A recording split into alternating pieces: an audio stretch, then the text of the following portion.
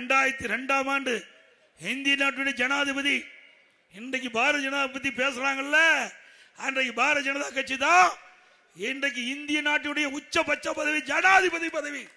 அந்த ஜனாதிபதி பதவிக்கு அன்றைக்கு மத்தியிலே ஆண்ட பாரதிய ஜனதா கட்சி அவர்கள் இன்றைக்கு ஏபிஜே அப்துல் கலாம் நாட்டுடைய ஜனாதிபதி ஆகுவதற்கு முன்னிறுத்தினாங்க. அதுக்கு ஓட்டளித்தது அதிமுக.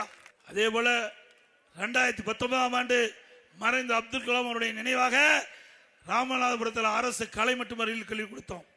2017 திண்டுக்கல்ல ஹைதர் அலி மற்றும் திப்பு சுல்தான் அவருடைய வாழ்க்கை வரலாறு குறித்து மணிமண்டபம் திறக்கப்பட்டது. கண்ணியமிக்க காகிதம் இல்லத்தவர்களுக்கு சென்னையில் மணிமண்டபம் அமைத்தது அதிமுக அரசு. இஸ்லாமிய பெருமக்களே, சிந்திங்க.